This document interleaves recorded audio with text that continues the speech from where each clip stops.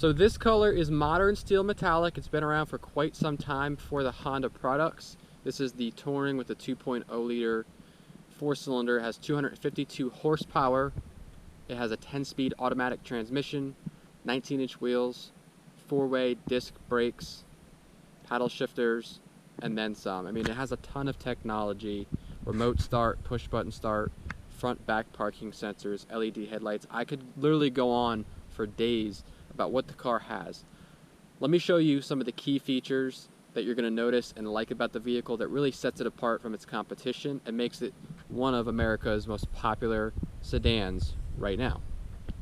As we come down past the grille, you're going to have the sensor for the Honda sensing system right there, and then up top in the windshield you're going to have the rest of the features, the camera and the radar as well. All those paired together are going to be able to control your Honda sensing system, which is standard in all of the Accords, especially this Accord Touring. And those are going to keep you on your intended path, help you while you're driving, adaptive cruise control, lane keep assist, etc. There's another look at your LED headlights and fog lights. Along the back of the car, the Accord Touring, this is the 2.0. This will have a dual chrome exhaust setup in the back, along with your backup sensors. Along the back bumper you have 4 of them. Your newer, more aggressive styled taillights right there, and almost a built-in spoiler along the back, which is just more aggressive looking. It has more of a fastback look, and even though it's a 4-door, it reminds me of a more high-end vehicle, kind of like an Audi A7. And even though it doesn't have the V6 engine anymore, this 2.0 turbocharged 4-cylinder with the 10-speed automatic transmission is going to be able to keep up and go faster than, in my opinion, from what I've seen, the V6. One thing everybody seems to love right now about the Accord are these big alloy finish 19-inch wheels. They come with all-season Michelin tires standard, and they're going to provide for a nice, comfortable ride, but not too bumpy either. They're going to hold the road really well, especially when you're in sport mode. In the front of the Touring, you'll have the full LED headlights along with your front sensors paired with your back sensors, and then you have the LED fog lights on the bottom as well. That's going to create a nice bright road in front of you, especially at night, and then your front and back parking sensors are going to help you in any situation where you're close to any kind of object.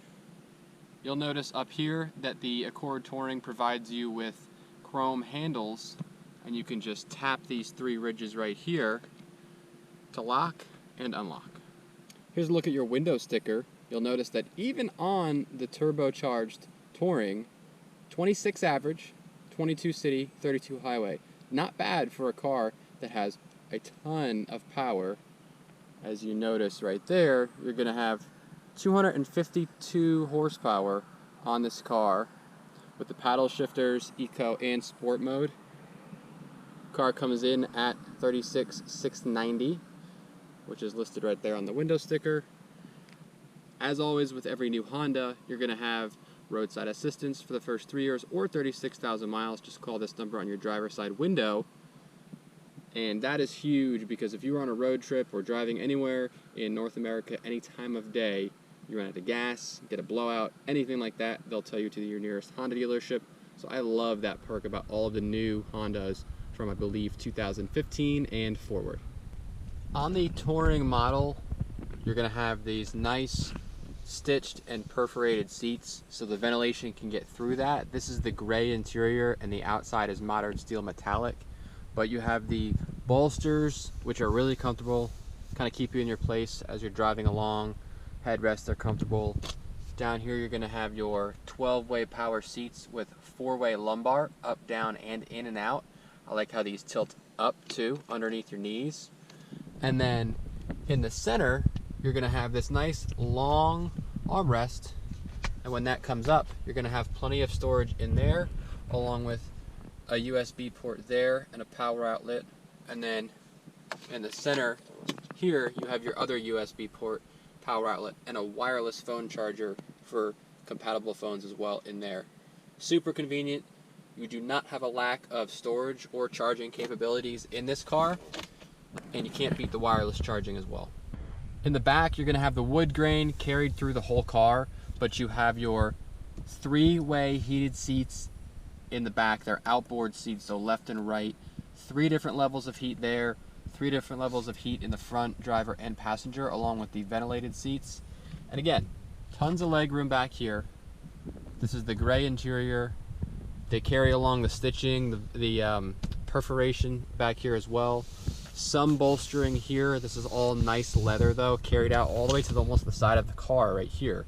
And then you have your long armrest there with cup holders and ventilation in the back. So this is a car that's going to be very comfortable on long road trips with the family. Everybody's got heated seats. You have the nice stitching and cushioning as well. They're not hard like you're sitting on a pile of bricks in the back. And then you have the nice contour in the back as well, which is going to fit pretty much every person in the front and the back. You do have the child seat anchors throughout, and you'll notice those little dots right there just to let you know that it is safe to put your child seat in the back in any position. So I love that all of the new Hondas are starting to incorporate the memory seats.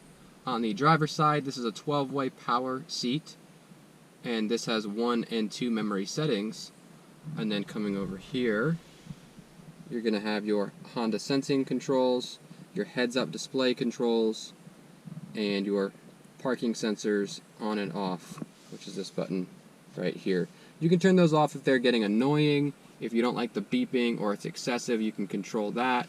And with the memory seats, it's really nice if somebody's shorter, somebody's taller, you could just have your seat set up, jump in and go without taking time to readjust every single time.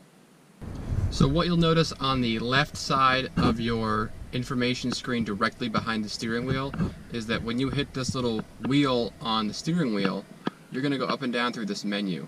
So you can leave it on tachometer right here and see what your RPMs are, or if you don't like that, you can change it just by hitting home and scrolling down. Range and fuel, speed and time, audio, phone, navigation, traffic sign, which actually it will pick up the most recent traffic sign you've passed and tell you what the speed limit is and put that in your heads-up display or directly in front of you in this screen.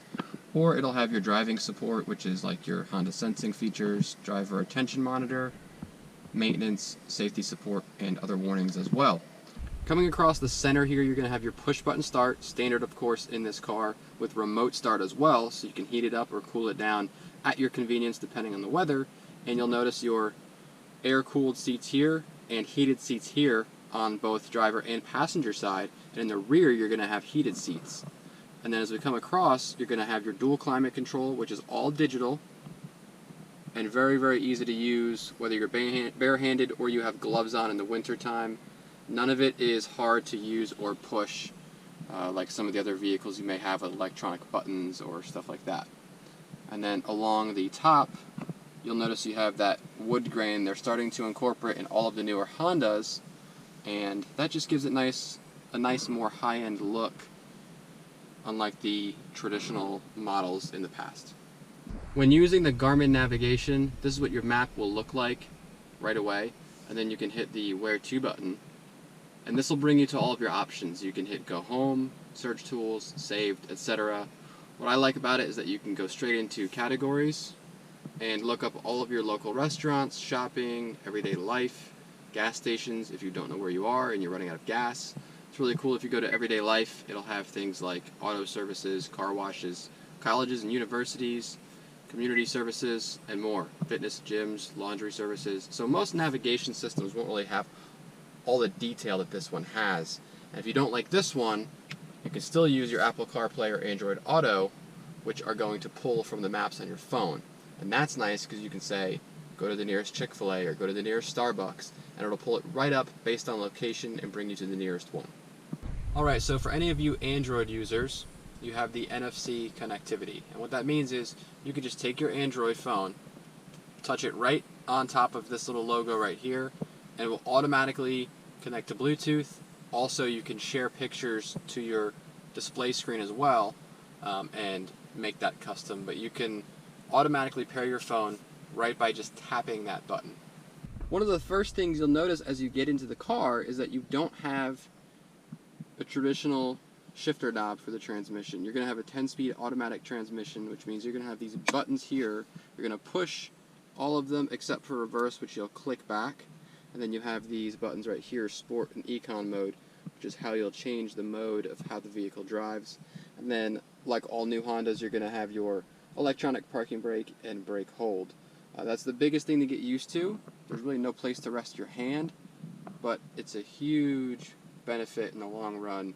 The 10-speed transmission really lets the car just get the most power out of it, and you'll notice that even on the low end, the car is going to be able to smoothly shift through every gear as it just utilizes the most horsepower possible. When you're in reverse, you're going to notice you have your 3 different views, which is standard for most Hondas.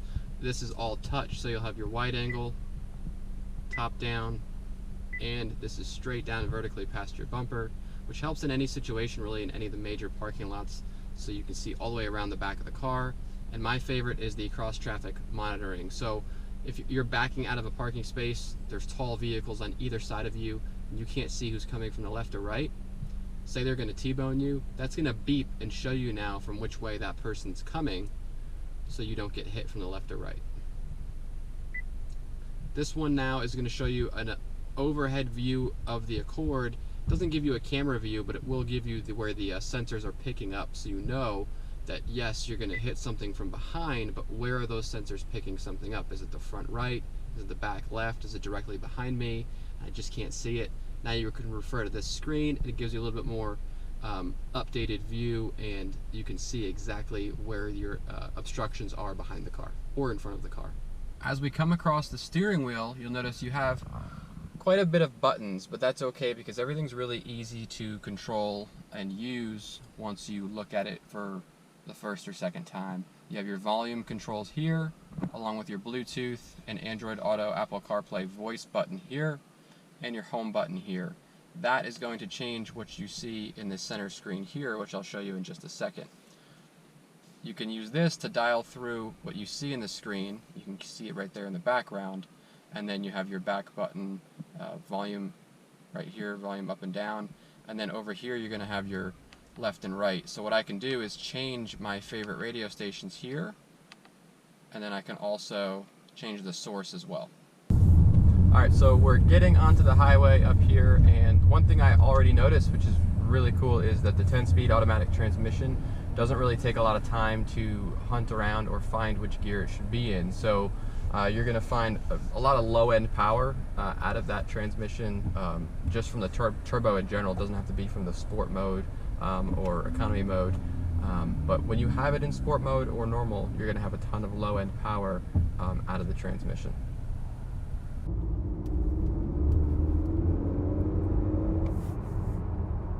So I'm looking at the heads-up display, which is really nice because you don't get distracted when you're driving by looking down. You can just look almost straight ahead and see your speed, and the car gets up to speed really quick without even having it in sport mode. But once I get on the highway here, I'm going to pop it into sport mode and see just how quick we can get it up to speed and how much pep the car has. So put it in sport mode, everything turns red, and we're off. And it really throws you back, kind of throws you back in your seat.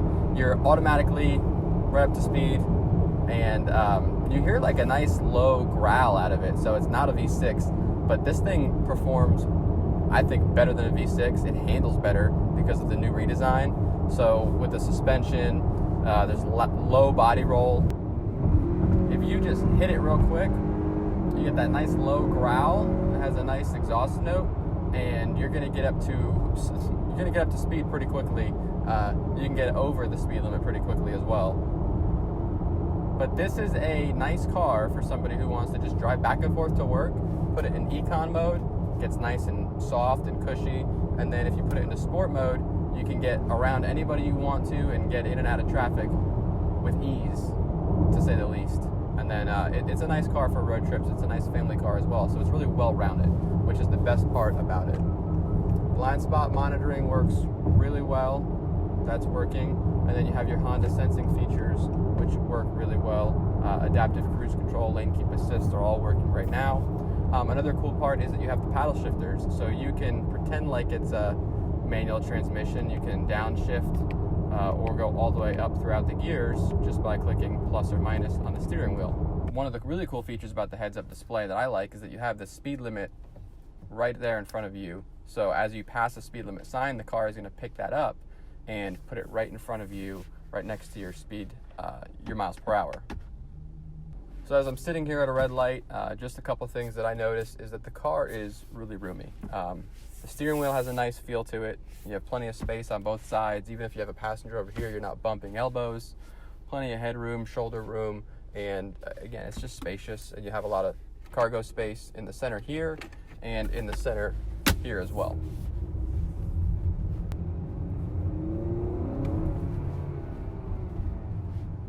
Yeah, a ton of low-end power, which is really nice. Even on a turbo, there's a little bit of turbo lag in every vehicle that has a turbo, but this one, it's almost non-existent. It kicks in really quick, low end. That's probably because of the 10-speed transmission, but you have a nice exhaust note, which kind of makes it sound real sporty and like it has a bigger engine than it really does. For those of you who like the V6, that is no longer available, and you're gonna get the same power as the V6, if not better. Thanks for checking out our video on the 2018 Honda Accord Touring 2.0. Hope you enjoyed it. Hope you got a lot of information out of it. If you liked it, hit the like button, hit the subscribe button as well so you can see future videos from us. And then leave a comment down below about some of the features you liked about this car or something you think that we should review in the future from the Honda line. And if you want to test drive something like this or any of our other inventory, just go on the website down below, pick out a car from the inventory, and call one of our salespeople, and they can give you any information or set you up on a test drive. That's it for this car. I hope you enjoyed it. Hope you got a lot of information out of it. I know I had fun driving it, and we'll see you in the next video.